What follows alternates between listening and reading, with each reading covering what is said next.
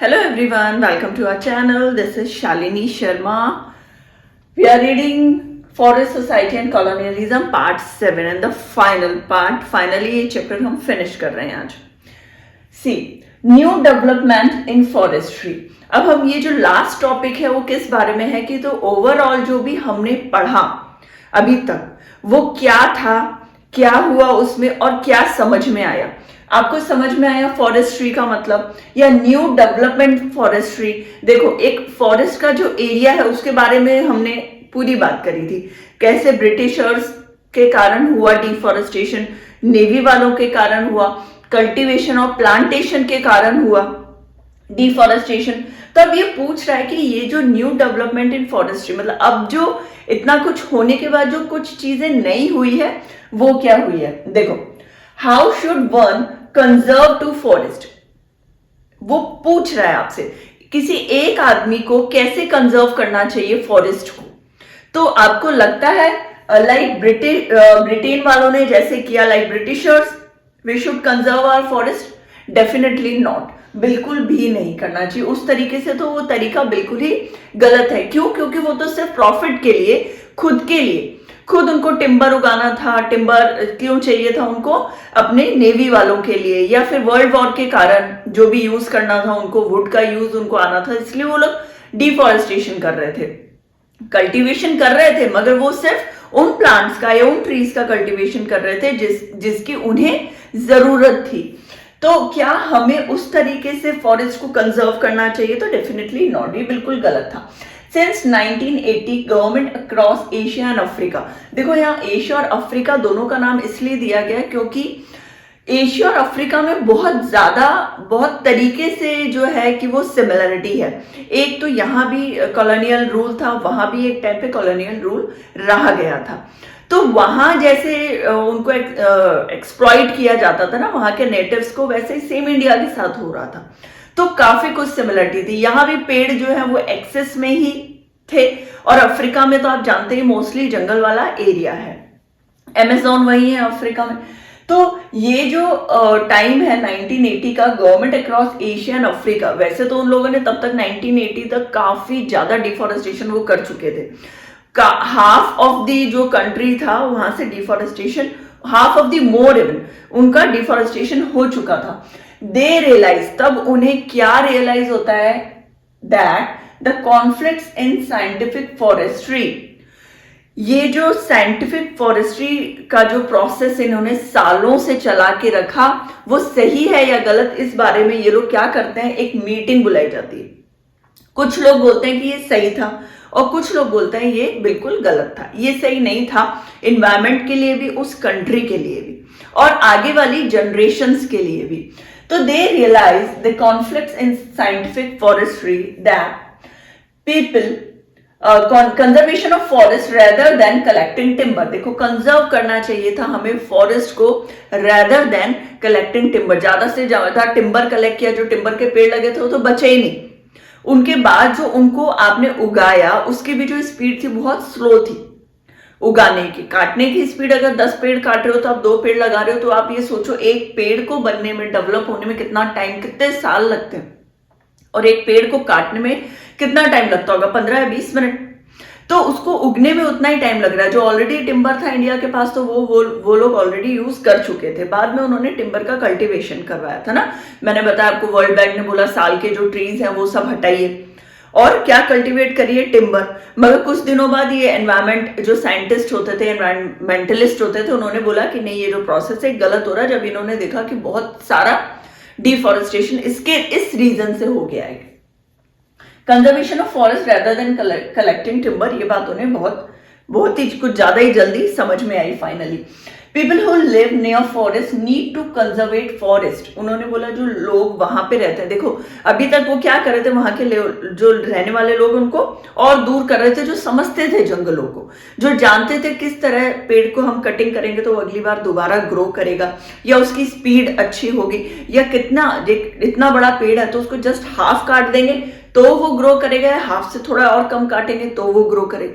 ये सब चीजें कौन किसके नॉलेज में थी? वही लोग जो ऑलरेडी उस फॉरेस्ट में रह रहे थे ना, जो आदिवासी या जावा वाले लोग जो हमने पढ़ा.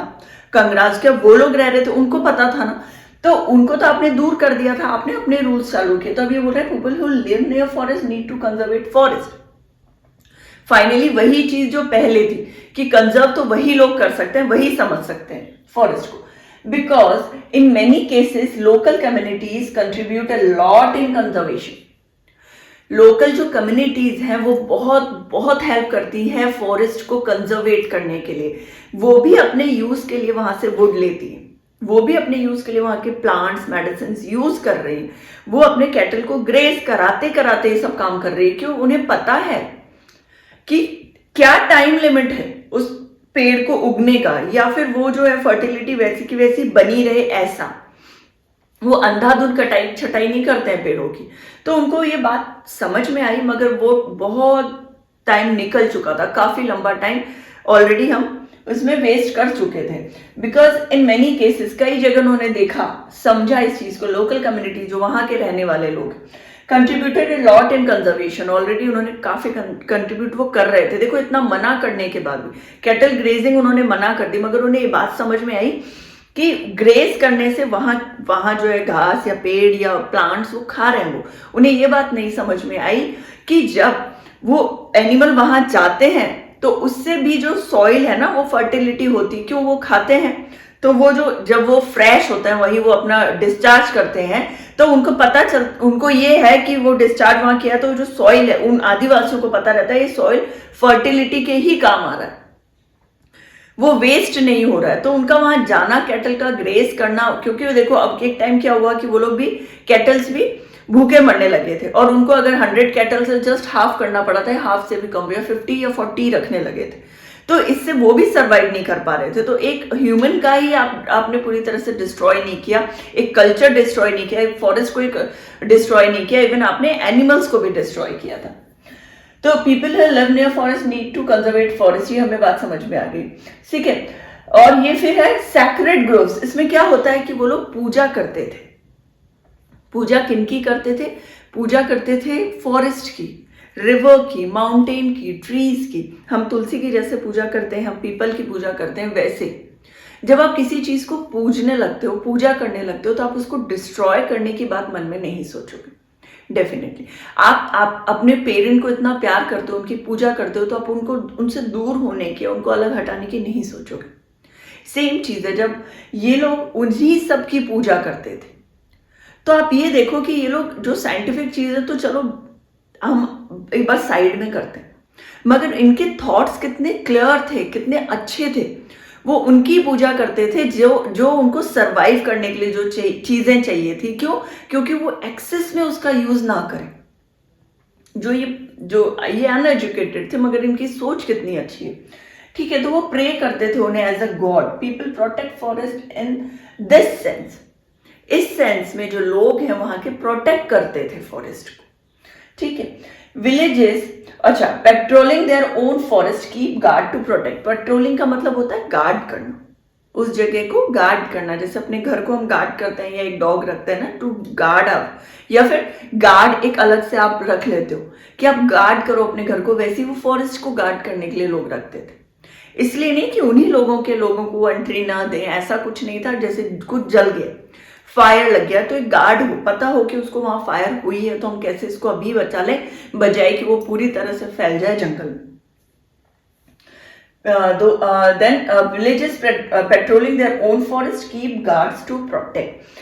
This opens up opportunity of thinking in a different term.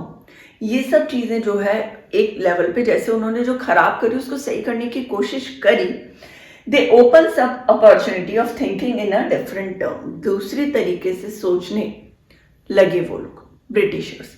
किस चीज के लिए? कि हमें इसे सेव करना चाहिए, जो चल रहा था वो बहुत अच्छा था, जो हम जो कर रहे हैं वो बिल्कुल गलत कर रहे हैं। तो इस चैप्टर में ओवरऑल हमने क्या क्या, देखो एक बार आपको स्क्रीनशॉट लेना है तो आप प्लीज ले लीजिए। अब इस चैप्टर में हमें ये चीज समझ में आ रही है कि डिफॉरेस्टेशन किन किन रीजन से हुआ, क्या क्या चीजें हुई डिफॉरेस्टेशन से। देखो एक बात समझ में आती है, डिफॉरेस्टेशन हुआ क्यों। फर्स्ट ऑफ ऑल ब्रिटिशर्स के कारण, उन्होंने अपनी रूलिंग किया, उन्होंने बोला कि हम यहाँ जो ये चीज कल्टीवेट करोगे या यहाँ से फॉर डिफॉरेस्टेशन होना चाहिए, यहाँ पे फैक्ट्रीज लगेगी या फिर हम नया प्लांट्स ओपन करेंगे, उस कारण डिफॉरेस्टेशन हुआ। एक डिफॉरेस्टेशन हुआ जो ओन वहां के खुद रहने वाले लोग थे, उन्होंने न्यू प्लांटेशन और कल्टीवेशन के लिए कि हम इस तरीके से कल्टीवेट करें या हम ये चीज उगाएंगे। या देखो वर्ल्ड वॉर के कारण ऑलरेडी जैसे हमने समझा, वर्ल्ड वॉर के कारण जावा में जापानीज आए तो उन्होंने तो अपने तरीके से कल्टीवेशन वुड की कटिंग करी, जो डच थे उन्होंने भी कटिंग करी, जो वहां के रहने वाले लोग हैं उन्होंने बोला चलो दोनों ही लड़ रहे हैं तो बीच में हम भी कुछ यही सब कटिंग वटिंग करके, पेड़ों की कटिंग करके हम भी यूज में ले लेते। तो ये जो चीजें हैं इस वजह से भी कल्टीवेशन हुआ, डिफॉरेस्टेशन हुआ। फिर उसके बाद हमारा एक रीजन और था डिफॉरेस्टेशन का कि हमें रेलवेज के लिए प्लैंक यूज करने थे, रेलवे ट्रैक बनाने के लिए प्लैंक यूज करने थे, उसके लिए डिफॉरेस्टेशन हुआ। नेवी को बोट्स चाहिए थी, इसलिए डिफॉरेस्टेशन हुआ।